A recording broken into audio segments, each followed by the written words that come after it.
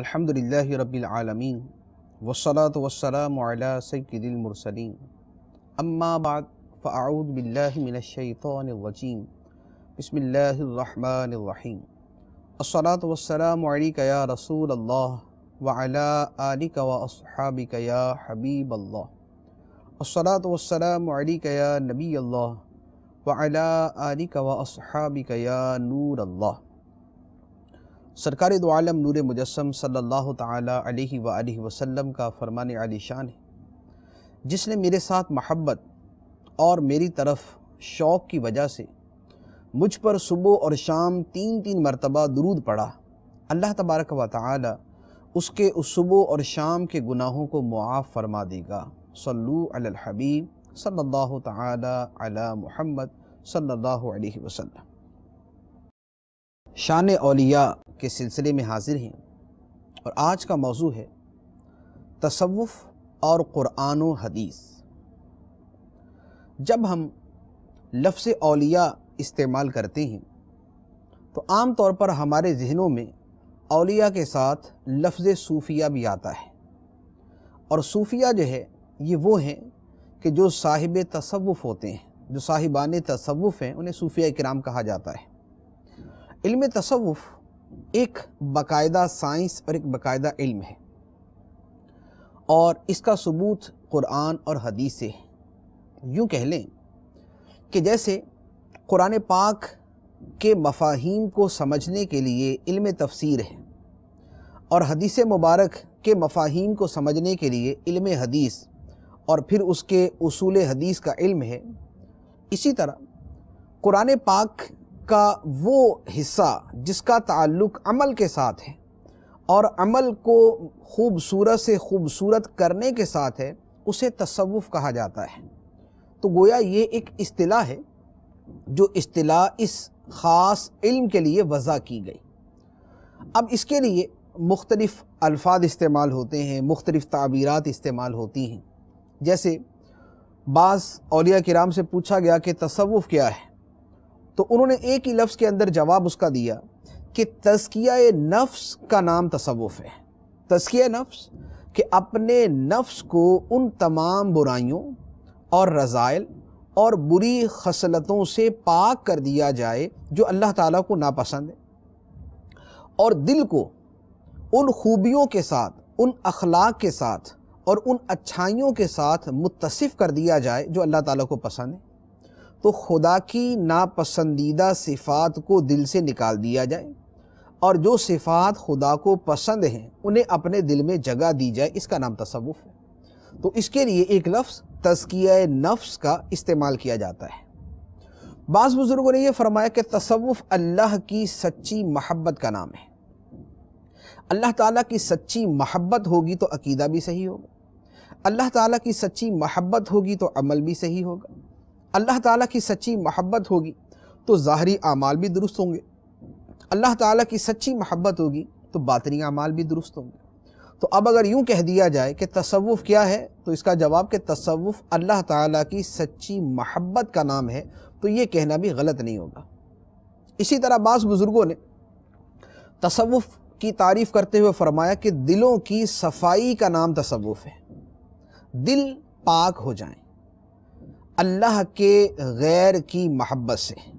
اللہ کے علاوہ کسی اور کی محبت سے دل پاک ہو جائے، بری باتوں سے دل پاک ہو جائے، دل کی یہ صفائی تصوف کہلاتی ہے۔ اور بعض نے یہ فرمایا کہ تصوف کو یوں کہہ لیں کہ اعمال صالحہ کو ان کی حقیقی روح کے مطابق ادا کرنا، اس کا نام تصوف ہے۔ اور یہ جتنی باتیں ہیں یہ تمام کی تمام قرآن پاک اور احادیث طیبہ سے ثابت ہیں۔ ہم اللہ کی محبت کا لفظ استعمال کریں، یہ بھی قرآن پاک کے اندر ہے۔ ہم نفس کے تزکیے کا لفظ استعمال کریں، یہ بھی قرآن پاک میں ہے۔ ہم قلب سلیم کا لفظ استعمال کریں، یہ بھی قرآن پاک کے اندر ہے۔ اور ہم اعمال صالحہ کو ان کی حقیقی روح کے ساتھ ادا کرنے کی بات کریں، یہ بھی قرآن پاک کے اندر ہے۔ تو گویا تصوف ایک لفظ ہے جس کی تعبیر مختلف انداز کے اندر کی جا سکتی ہے۔ تو یہ علم جو ہے یہ بڑا ہی ایک خوبصورت اور بڑا اہم علم ہے، کیونکہ ہمارے اعمال کی اصلاح اور ہمارے دلوں کی اصلاح اور ہمارے نفس کی اصلاح کا دار و مدار اسی کے اوپر ہے۔ قرآن و حدیث کا جب ہم مطالعہ کرتے ہیں تو ہمیں پتہ چلتا ہے کہ ایمان کی تکمیل کے لیے عقائد کا درست ہونا، اعمال صالحہ کو صحیح طریقے سے ادا کرنا یہ ضروری ہے۔ اس کو یوں سمجھ لیں جیسے ہم نماز پڑھتے ہیں، ہمارا نماز پڑھنا ایک نارمل روٹین کے مطابق ہوتا ہے۔ ہم وضو کرتے ہیں، مسجد جاتے ہیں، نماز پڑھتے ہیں۔ وہ نماز ہماری یا تو بہت زیادہ دنیا کے خیالات میں مشغول ہو کر ادا ہوتی ہے، یا یہ ہے کہ تھوڑی بہت نماز کی طرف توجہ ہوتی ہے، اس کے ساتھ ادا ہوتی ہے۔ تو کیا اللہ تعالیٰ نے جس نماز کا حکم دیا وہ یہی نماز ہے؟ تو یہ واضح جواب ہے کہ وہ یہ نماز نہیں ہے۔ وہ نماز وہ ہے کہ جس میں ظاہری اور باطنی تمام آداب کا خیال رکھا جائے، جسے اللہ تعالیٰ فرماتا ہے وَيُقِيمُونَ الصَّلَاةَ، اور وہ نماز کو قائم کرتے ہیں۔ اور نماز کو قائم کرنا یہ ہے کہ ظاہری باطنی دونوں طرح کے آداب کا لحاظ کرتے ہوئے ادا کیا جائے، جیسے اولیاء کرام ادا کرتے ہیں، جیسے صوفیاء اعظام ادا کرتے ہیں، کہ ان کی نماز اللہ تعالیٰ کی سچی محبت پر مشتمل ہوتی ہے۔ تو دلوں کی حالت کا درست ہونا اور دلوں کے اندر کیفیات کا پیدا ہونا، یہ تصوف کے ایک وہ چیز ہے کہ تصوف کی برکت سے یہ شے حاصل ہوتی ہے، اور علم تصوف یہ بتاتا ہے کہ ہم یہ چیزیں اپنے دل کے اندر کیسے پیدا کر سکتے ہیں، ہمارے ظاہر کے ساتھ ہمارا باطن خدا کی طرف کیسے متوجہ ہو سکتا ہے، ہمارے جسم کے ساتھ ہمارا دل بھی خدا کی بارگاہ میں کیسے جھک سکتا ہے۔ ہم نماز ادا کرتے ہیں، ہماری پیشانی سجدے میں جھک جاتی ہے، اس کے ساتھ ہمارا دل بھی خدا کی بارگاہ میں سجدے میں کیسے جھک جائے، یہ ہمیں علم تصوف بتاتا ہے۔ تو قلبی کیفیات کا بیان جو ہے یہ قرآن پاک کی بہت ساری آیات مبارکہ کے اندر موجود ہے۔ ہم ان آیات مبارکہ کو اس کا ایک اجمالی سا جو ہے وہ خلاصہ اپنے سامنے رکھتے ہیں، جس سے پتہ چلتا ہے کہ علم تصوف حقیقت میں یہ ہے، اور اس سے ہم یہ سمجھ سکتے ہیں کہ صوفیاء کرام کی تعلیمات کیا ہیں اور ان کا عمل کیا ہے، صوفیاء کرام کا کردار کیا ہے، ان کے احوال کیا ہوتے ہیں، اور وہ جو آدمی کامل صوفی بنتا ہے اس کی دل کی حالت کیسی ہوتی ہے، تاکہ جو لوگ تصوف کا نام غلط استعمال کرتے ہیں ان سے بھی ہمیں پتہ چل جائے کہ یہ غلط تصوف والے ہیں، اور جو تصوف پر ہی اعتراضات کرتے ہیں ان کا بھی جواب ہو جائے کہ تصوف اپنے ذہن میں وہ نہ جانے کیا سمجھتے ہیں، حقیقی تصوف یہ ہے۔ اب وہ کیا ہے؟ تصوف کے اندر جس بات کے اوپر سب سے زیادہ زور دیا جاتا ہے وہ ہے اللہ تعالیٰ کی محبت۔ اللہ تعالیٰ کی محبت بندے کے رگ و پے میں سرایت کر جائے، اس کا ظاہر و باطن اس محبت کے نور سے روشن ہو جائے، اس کی خلوتیں جلوتیں اس محبت کو بیان کرنے والی ہوں، اللہ تعالیٰ کی محبت کا اس کے دل پر غلبہ ہو، اور یہ محبت دنیا کی ہر محبت پر غالب آ جائے، بلکہ ایسی حالت ہو جائے کہ دل میں اللہ کی محبت کے سوا کسی کی محبت ہی نہ ہو، سب سے بڑھ کر وہ خدا سے محبت کرنے والا ہو۔ یہ تصوف کا ایک بنیادی عمل ہے، اور صوفیاء کرام کے جو اوصاف ہیں ان میں ایک بڑا بنیادی وصف ہے۔ اللہ تعالیٰ قرآن پاک میں اس کیفیت اور اس حالت کو بیان فرماتا ہے۔ سورۃ البقرہ میں ارشاد فرمایا وَالَّذِينَ آمَنُوا أَشَدُّ حُبًّا لِلَّهِ، اور ایمان والے سب سے زیادہ شدید محبت اللہ سے کرنے والے ہیں، ایمان والے سب سے بڑھ کر محبت اللہ تعالیٰ سے کرتے ہیں۔ تو یہ محبت کرنا دل کی ایک کیفیت اور ایک حالت کا نام ہے، محبت دل میں ہوتی ہے، اور وہ کیفیت اور وہ حالت دل محسوس کرتا ہے، اور اس کی روشنی میں پھر آدمی سے وہ اعمال سرزد ہوتے ہیں، وہ اعمال اس کے اعضاء سے ظہور پذیر ہوتے ہیں جو اس محبت پر دلالت کرتے ہیں۔ جو خدا سے سچی محبت کرنے والا ہے وہ خدا کی باتیں مانتا ہے، وہ خدا کے احکام پہ عمل کرتا ہے، وہ خدا کی نافرمانی سے بچتا ہے، وہ خدا کو ناراض کرنے والی چیزوں سے اپنے آپ کو دور رکھتا ہے، وہ ان خصلتوں اور باتوں سے اپنے آپ کو دور رکھتا ہے جو خدا کی بارگاہ میں ناراضگی کا ذریعہ بنے۔ تو صوفیاء کرام کا پہلا وصف یہ ہے کہ اللہ تعالیٰ کی سچی محبت ان کے دل میں ہوتی ہے، اور سب سے بڑھ کر وہ اللہ تعالیٰ سے محبت کرنے والے ہوتے ہیں۔ اسی طرح تصوف کے اندر جن چیزوں کا بیان ہوتا ہے اور جو صوفیہ کرام کا کردار ہے، ایک دوسری آیت مبارکہ، دلوں میں اللہ تعالیٰ کی ہیبت ہو، تلاوت قرآن سن کر ایمان میں اضافہ ہو اور خدا پر سچا توکل ہو، خدا پہ سچا بھروسہ ہو۔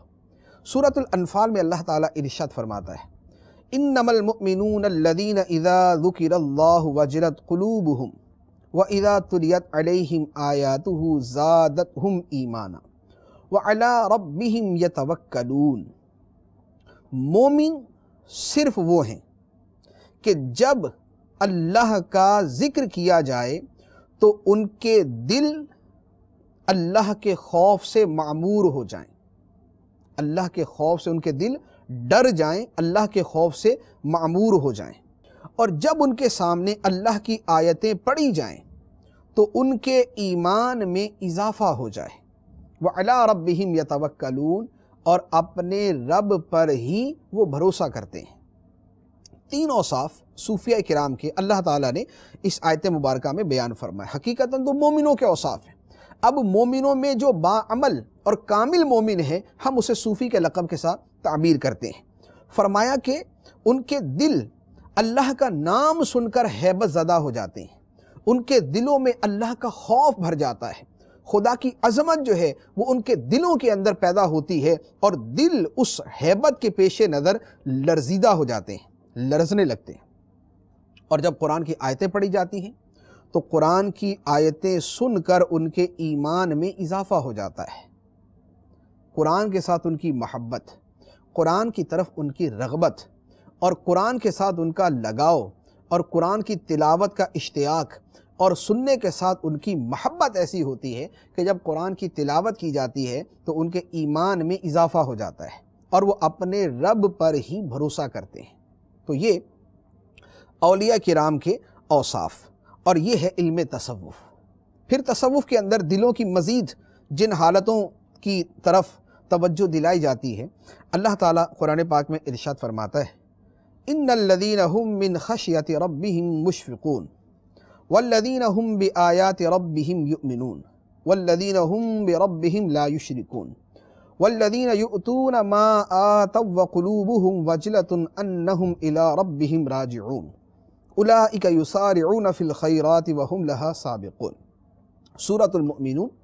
آیت نمبر 57 سے 61 تک فرمایا، بے شک وہ لوگ جو اپنے رب کے ڈر سے سہمے ہوئے رہتے ہیں، اور وہ اپنے رب کی آیتوں پر ایمان رکھتے ہیں اور اپنے رب کے ساتھ کسی کو شریک نہیں کرتے، اور وہ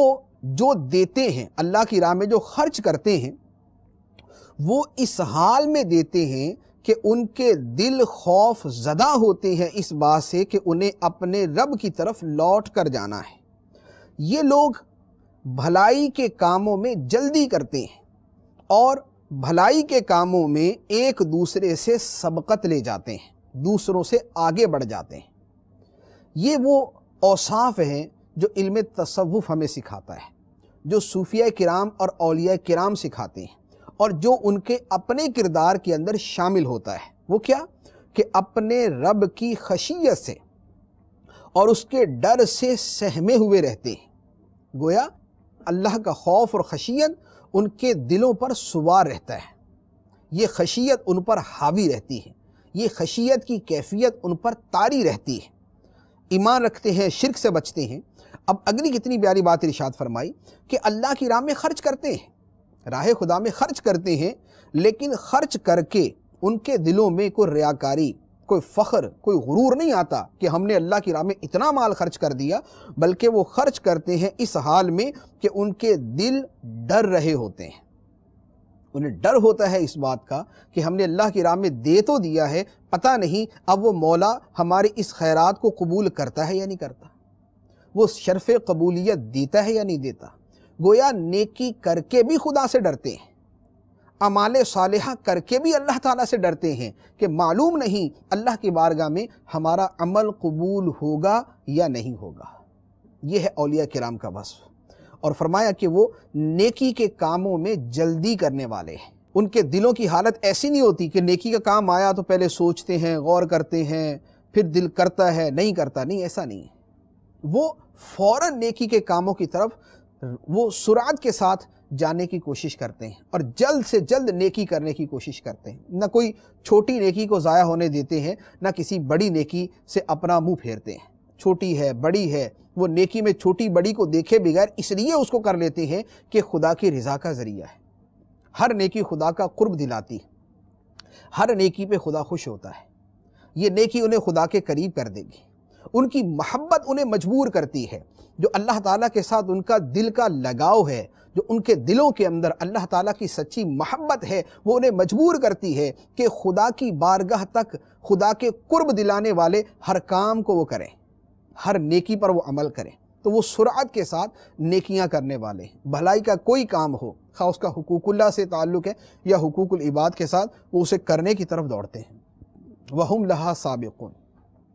اور وہ نیکیوں میں سبقت لے جانے والے ہیں، وہ دوسروں سے جلدی وہ کام کرتے ہیں۔ عام لوگ تو سوچتے اور دیکھتے یا سستی کرتے رہ جاتے ہیں، یہ صوفیاء کرام، یہ اولیاء کرام نیکیوں کے اندر جلدی کرتے ہیں۔ تو یہ ہے اللہ تعالیٰ کے پسندیدہ بندے۔ تو اب علم تصوف میں کیا ہوتا ہے؟ تصوف کے اندر یہی بیان کیا جاتا ہے۔ اولیاء کرام کے کردار کے اندر ہمیں کیا نظر آتا ہے؟ ان کے کردار میں یہی باتیں نظر آتی ہیں کہ وہ نیکیوں کو اگنور نہیں کرتے، ان سے منہ نہیں پھیرتے، وہ ہر نیکی کا کام کرنے کی کوشش کرتے ہیں، ہر وہ کام کرنے کی کوشش کرتے ہیں جو انہیں خدا کے قریب کر دے۔ تو یہ ان اولیاء کرام کے اوصاف ہوتے ہیں۔ پھر ایک اور آیت میں اللہ تعالیٰ نے کچھ اور دیگر اوصاف بیان فرمائے۔ ارشاد فرمایا تقشعر منہ جلود الذین یخشون ربہم ثم تلین جلودہم وقلوبہم الی ذکر اللہ، سورہ زمر آیت نمبر 23۔ فرمایا کہ قرآن سے، قرآن کی تلاوت سے ان لوگوں کی کھالوں پر، ان کے بدن پر، ان کی کھالوں پر بال رونگٹے کھڑے ہو جاتے ہیں، وہ لوگ کہ جو اپنے رب کی خشیت رکھنے والے ہیں، ان کے بدن کے رونگٹے کھڑے ہو جاتے ہیں قرآن کی تلاوت سن کر۔ ثم تلین جلودہم وقلوبہم الی ذکر اللہ، پھر ان کے بدن کی کھالیں اور ان کے دل اللہ کی یاد کی طرف نرم پڑ جاتے ہیں، ان کے دل خدا کی یاد کی طرف نرم پڑ جاتے ہیں جب وہ خدا کا قرآن سنتے ہیں، جب وہ خدا کا کلام سنتے ہیں۔ تو تلاوت قرآن کرنے اور سنتے وقت ان اولیاء، ان صوفیاء کی حالت و کیفیت یہ ہوتی ہے کہ ان کے دل نرم پڑ جاتے ہیں اللہ کی یاد کی طرف۔ اور اولیاء کرام کے جب ہم احوال پڑھتے ہیں تو ہمیں یہی چیز نظر آتی ہے کہ وہ تلاوت قرآن کریں تو ان کے دل اس قرآن کی طرف جھک جاتے ہیں، وہ اللہ کو یاد کریں تو ان کا دل اللہ کی یاد کی طرف جھکا ہوا ہوتا ہے۔ قرآن کی تلاوت کرنا ان کے دلوں پر بوجھ نہیں ہوتا، اللہ کو یاد کرنا ان کے دلوں پر بوجھ نہیں ہوتا۔ اور اولیاء کرام اسی کی تعلیم دیتے ہیں، وہ تلاوت قرآن کرنے اور سننے کی تعلیم دیتے ہیں، وہ خدا کو یاد کرنے کی تعلیم دیتے ہیں، وہ دل کو خدا کی طرف جھکانے کی تعلیم دیتے ہیں، وہ دلوں کو اللہ کی بارگاہ میں رکھ دینے کی تعلیم دیتے ہیں اور دلوں کو خدا کی یاد کی طرف مائل ہونے کی تعلیم دیتے ہیں۔ یہی اولیاء کرام کا علم ہے۔ پھر ایک اور آیت میں اللہ تبارک و تعالی ارشاد فرماتا ہے وہ اللہ کو یاد کرتے ہیں کھڑے اور بیٹھے اور اپنے پہلوؤں کے بل لیٹے ہوئے، اور اللہ کی مخلوق کے اندر وہ غور و فکر کرتے ہیں۔ سورہ آل عمران۔ جو وصف اللہ کے نیک بندوں کا بیان کیا، جو اولیاء کرام میں پایا جاتا ہے اور جس کی طرف علم تصوف رہنمائی کرتا ہے، اور اس علم میں مشغول ہونے والے کے اندر جو حالت و کیفیت پیدا ہوتی ہے، وہ یہی ہے جو اللہ تعالیٰ نے قرآن کے اندر بیان فرمائی کہ ان کا کوئی وقت اور ان کی زندگی کا کوئی لمحہ غفلت میں نہیں گزرتا۔ اللہ کے نیک بندوں کا، اولیاء کرام کا زندگی کا کوئی لمحہ غفلت کے اندر نہیں گزرتا، سستی کے اندر نہیں گزرتا، کاہلی کا شکار نہیں ہوتے، بلکہ یذکرون اللہ قیاما، وہ کھڑے ہیں تو خدا کو یاد کرتے ہیں، وہ بیٹھے ہیں تو اللہ کو یاد کرتے ہیں، وہ اپنے پہلوؤں کے بل لیٹے ہوئے ہیں تو بھی خدا کو یاد کرتے ہیں۔ گویا کھڑے، بیٹھے، لیٹے، آدمی کی تین ہی حالتیں ہیں، اور وہ تینوں حالتوں میں خدا کو یاد کرتے ہیں، اور پھر اس کے ساتھ اللہ کی مخلوق کے اندر غور و فکر کرتے ہیں۔ اللہ کی قدرت کے شاہکار جو خدا کی مخلوق میں نظر آتے ہیں، جو آسمان و زمین میں نظر آتے ہیں، جو سورج چاند ستاروں میں نظر آتے ہیں، جو انسان و حیوانوں میں نظر آتے ہیں، جو زمین اور زیر زمین نظر آتے ہیں، جو سمندر کی تہوں میں نظر آتے ہیں، یہ تمام کی تمام چیزوں میں وہ اللہ کے نیک بندے غور و فکر کرتے ہیں۔ اور تصوف یہی ہمیں بتاتا ہے کہ خدا کو یاد کرنا ہے، خواہ بندہ کھڑا ہے، بیٹھا ہے یا لیٹا ہوا۔ اسی لیے جو اولیاء کرام سے لوگ وابستہ ہوتے ہیں، بہت سارے لوگوں نے اپنی آنکھوں سے دیکھا ہوگا کہ کئی لوگ جو کسی کے مرید نہیں ہوتے، جب کسی صحیح پیر کے مرید بن جاتے ہیں اور کسی ولی کے ساتھ ان کی وابستگی ہو جاتی ہے، تو ان کی پہلے کی زندگی اور بعد کی زندگی کے اندر ایک نمایاں تبدیلی پیدا ہو جاتی ہے۔ وہ کھڑے بیٹھے خدا کو یاد کرنے والے بن جاتے ہیں، وہ اپنے بستروں پر لیٹ کر خدا کو یاد کرنے والے ہوتے ہیں، وہ خدا کی مخلوق کے اندر غور و فکر کر کے خدا کی معرفت حاصل کرنے والے بن جاتے ہیں۔ ان کا اٹھنا بیٹھنا خدا کے لیے ہو جاتا ہے، ان کا چلنا پھرنا خدا کے لیے ہو جاتا ہے۔ یہ جو کیفیت پیدا ہوتی ہے اولیاء کرام کے ساتھ نسبت کی وجہ سے اور ان کے قرب کی وجہ سے، اس سے یہ اندازہ لگایا جا سکتا ہے کہ اولیاء کرام کی اپنی حالت کیا ہوتی ہے اور ان کی تعلیمات کیا ہوتی ہیں۔ تو جو سچا ولی ہوگا، جو سچا صوفی ہوگا، جو صحیح علم تصوف کا درس دینے والا ہوگا، وہ وہی ہوگا کہ جس کے پاس بیٹھ کر اور جس کے قرب کی وجہ سے لوگوں کی زبان پر خدا کی یاد جاری ہو جائے، ان کے دل خدا کی یاد میں مشغول ہو جائیں، ان کا بدن اللہ تعالیٰ کی یاد میں مشغول ہو جائے، وہ کھڑے بیٹھے خدا کو یاد کریں، وہ اپنے بستروں پر خدا کو یاد کریں، سوتے ہوئے وہ یہ اللہ کو یاد کر کے سوتے ہیں، اللہم بسمک اموت و احیا، اے اللہ تیرے نام کے ساتھ میں جیتا ہوں اور تیرے نام کے اوپر میں مرتا ہوں، تیرے نام سے میرا جینا ہے، تیرے نام سے میرا مرنا ہے۔ وہ سو کر اٹھتے ہیں تو اپنے بستروں پر ہیں اور ان کی زبان سے جاری ہوتا ہے الحمدللہ الذی احیانا بعد ما اماتنا والیہ النشور۔ شکر ہے اس اللہ کا، حمد ہے اس خدا کے لیے جس نے ہمیں موت کے بعد دوبارہ زندگی عطا فرمائی اور اسی کی طرف اٹھ کر جانا ہے، اسی کی طرف لوٹ کر جانا ہے۔ تو یہ جو کھڑے بیٹھے چلتے پھرتے بستروں پر لیٹے ہوئے خدا کو یاد کرنے کی کیفیت پیدا ہو جاتی ہے، یہ ہے اولیاء کرام کی سچی تعلیمات، اولیاء کرام کا سچا کردار، اور یہ ہے صوفیہ کرام کی زندگی کی صحیح تصویر جو اللہ تبارک و تعالیٰ نے قرآن کے اندر بیان فرمائی، اور یہی علم تصوف کے اندر سکھایا جاتا ہے۔ پھر اسی طرح جو اللہ کے نیک بندے ہیں،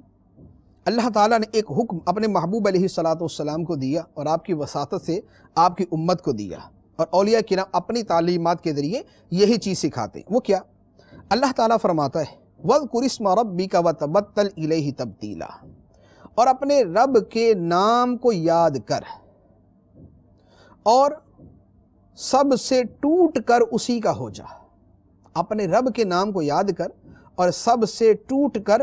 اسی کا ہو جا، خدا کا ہو جا۔ اس سے کون سی کیفیت اور کون سی حالت ماخوذ ہوتی ہے ہمیں پتہ چلتی ہے؟ وہ یہ ہے کہ خدا ہی مقصود اصلی ہے، وہی معبود حقیقی ہے، اور وہی محبوب حقیقی ہے، اور خدا ہی مطلوب حقیقی ہے، اور خدا کی ذات ہی اصل ہے، اور اسی کی طرف سب نے اسی کی طرف ٹوٹ کر ہو جانا اور ٹوٹ کر خدا کو چاہنا، یہی خدا کو مطلوب ہے، یہی خدا کو پسند ہے۔ اور جو ولی بنتا ہے وہ کبھی اس وصف کے بغیر ولی نہیں ہو سکتا۔ اگر اس کا مقصود دنیا ہوگی وہ خدا کا ولی نہیں ہوگا، اگر اس کا مقصود دنیا کی خواہشات اور نفس کی لذات ہوگی وہ خدا کا ولی نہیں ہو سکتا، وہ صوفی نہیں ہو سکتا۔ صوفی تو ہے ہی وہ جو سب سے ٹوٹ کر خدا کا ہو جاتا ہے، اس کا مقصود حقیقی خدا کی ذات ہو جاتی ہے، اس کا مطلوب حقیقی خدا کی یاد ہو جاتی ہے، وہ ساری محبتوں کو توڑ کر خدا کی محبت میں ڈوب جاتا ہے، اور خدا کی معرفت حاصل کرنا اس کی زندگی کا مقصود بن جاتا ہے۔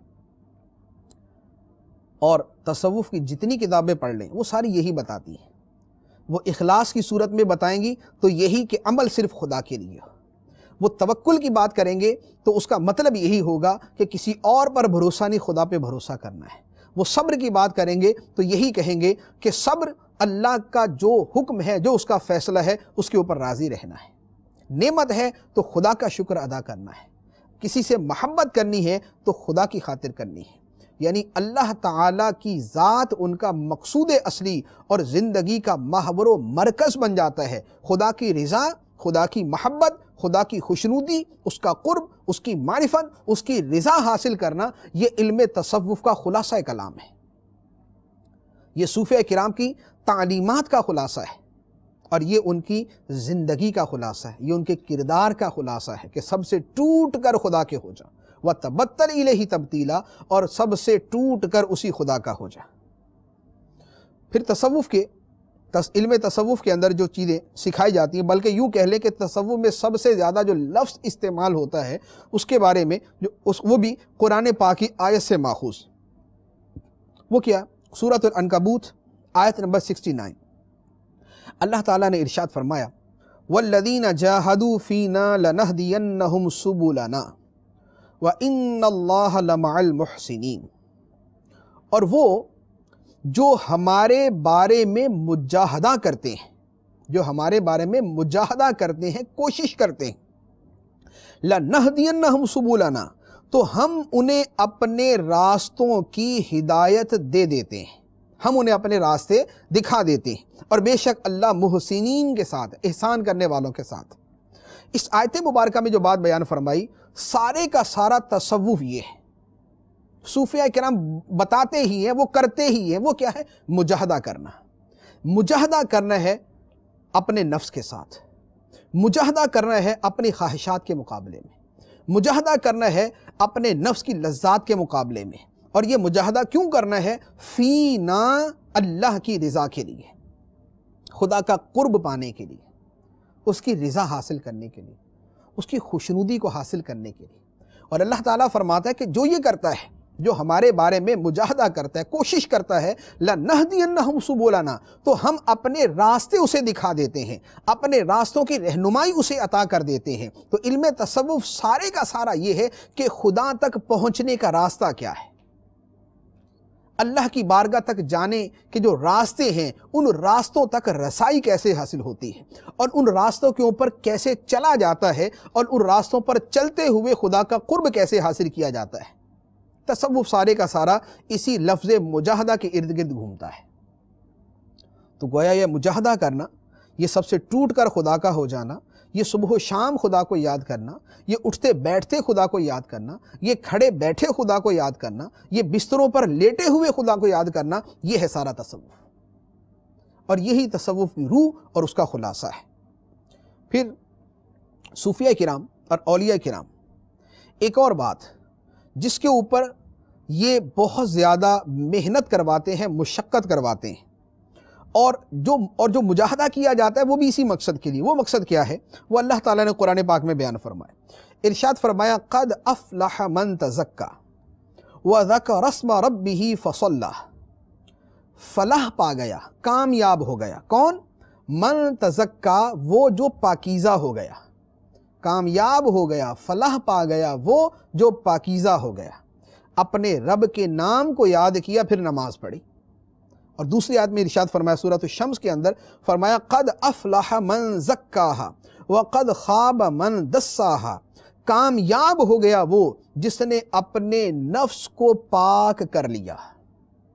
کامیاب ہو گیا وہ جس نے اپنے نفس کو پاک کر لیا، اور برباد ہو گیا وہ، ناکام ہو گیا وہ جس نے اپنے نفس کو مٹی میں ملا دیا، یعنی جو اپنے نفس کی خواہشات میں ڈوب گیا، خود وہ خواہشات کے اندر ڈوب گیا، وہ ناکام ہو گیا۔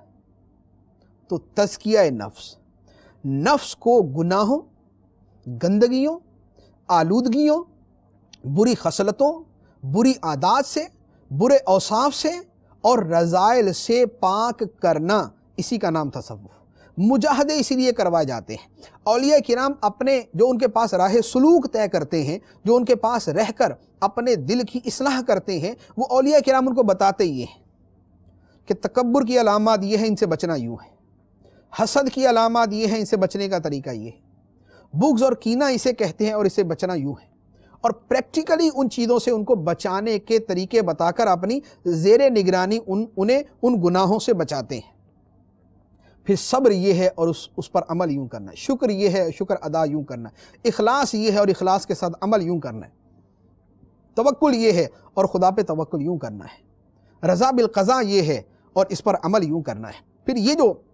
سارا پروسیس چلتا ہے، جو سارا پروسیجر ہوتا ہے، جو اولیاء کرام اپنی راہ پر چلنے والوں کو سکھاتے ہیں، وہ یہی والی ساری چیزیں ہوتی ہیں، جو نفس کا پاک کرنا ہے، جو نفس کے پاکی کے طریقے بتانا ہے۔ علم تصوف کے باقاعدہ ابواب ہی اس پر ہوتے ہیں، جیسے کیمیا سعادت، احیاء العلوم، تصوف کی کتابیں،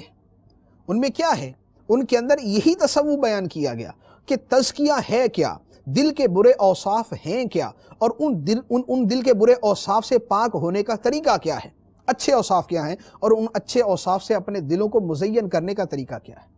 دل کے اندر نور کہاں سے پیدا ہوتا ہے، دل کے اندر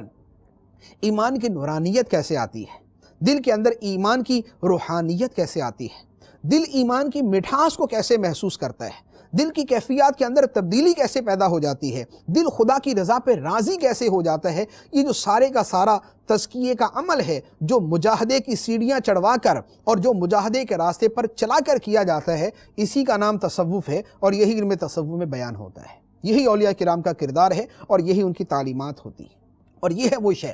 جو اولیاء کرام اپنے چاہنے والے، اپنے ساتھ تعلق رکھنے والے ہر مسلمان کے دل میں چاہتے ہیں۔ اللہ کرے کہ ہمارے دلوں کی کیفیت بھی ایسی ہو جائے، ہمارے دلوں کی اصلاح بھی ایسی ہو جائے۔ اولیاء کرام کے قلوب جس طرح کے ہوتے ہیں، جیسی محبت ان کے اندر ہوتی ہے، اللہ تعالیٰ اسی محبت کا حصہ ہمارے دلوں کو عطا فرمائے۔ اسی تزکیہ نفس کا صدقہ، ان کے تزکیہ نفس کا صدقہ اللہ تعالیٰ ہمارے دلوں کی بھی اس طرح اصلاح فرمائے، اور ان کے قلوب کی اصلاح کا صدقہ اللہ تعالیٰ ہمارے دلوں کی بھی اصلاح فرمائے۔ اولیاء کرام کے، صوفیاء کرام کے نقش قدم پر چلنے کی توفیق عطا فرمائے، تصوف کی حقیقی تعلیمات پر عمل کرنے کی توفیق عطا فرمائے۔ آمین بجاہ النبی الامین صلی اللہ تعالی علیہ وسلم۔